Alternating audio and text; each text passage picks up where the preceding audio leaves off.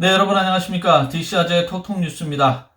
오늘은 어제 벌어졌던 미국 의회 의사당 난입 사건을 종합적으로 한번 다뤄보겠습니다. 다들 보셔서 아시겠지만 미국 의회 의사당의 12대가 난입하는 아주 전무후무한 일이 워싱턴에서 일어났는데요.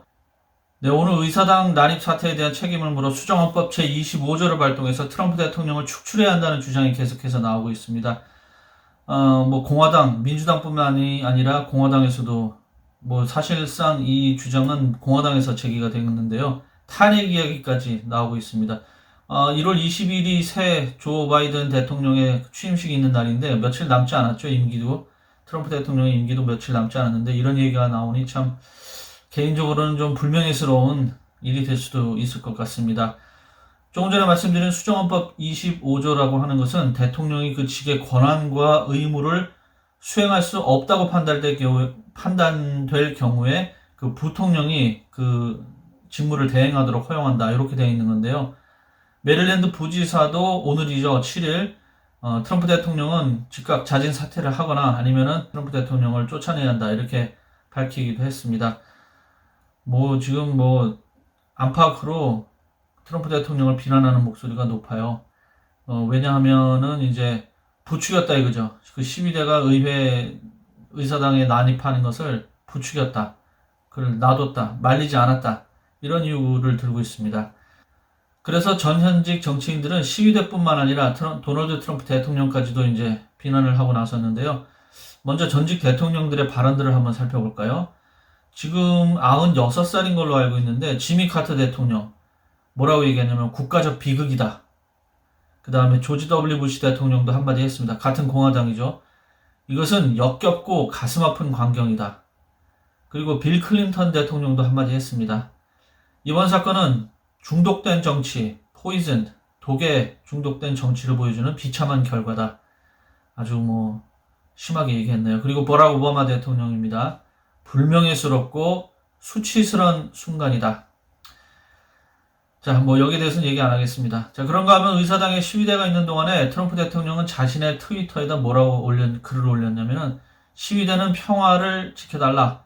우리는 법과 질서를 지켜야 한다. 이렇게 호소를 했습니다. 하지만 텔레비전에 나오는 걸 보면은 실제로 그 바깥에서 이제 그 기자회견, 대중들 앞에서 했던 연설문을 보면은 이 내용과 좀 다른 것 같아요.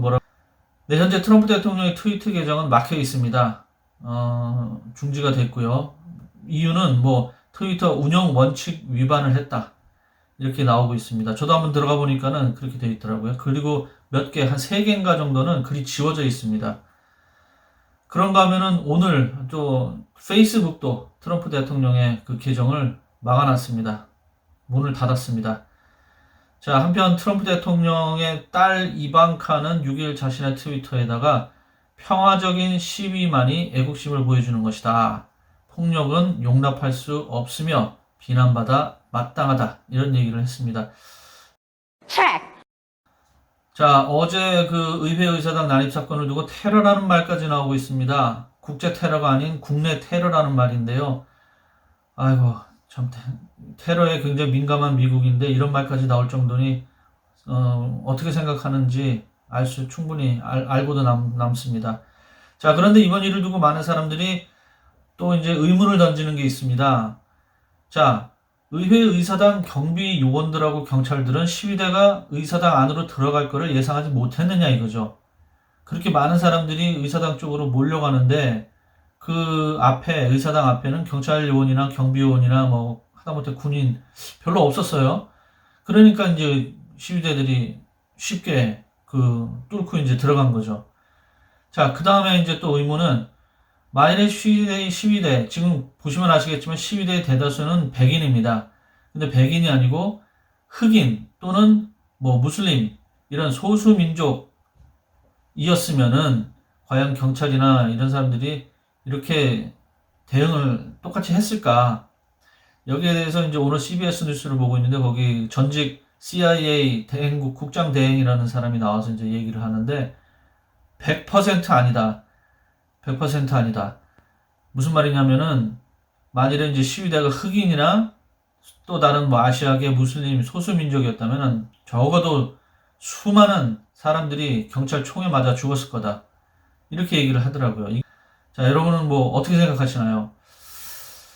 자, 그리고 참 재밌는 화면이 텔레비전에 나와서 지금 이제 카톡으로도 돌고 있고 인터넷에서 지금 돌고 있는데 뭐냐면은 그 시위 현장을 찍은 텔레비전 화면 중에 그 의사당에 올라가는 계단이 있는데 그 왼쪽쯤에 화면에서 이렇게 보기에 왼쪽에 태극기가 있어요.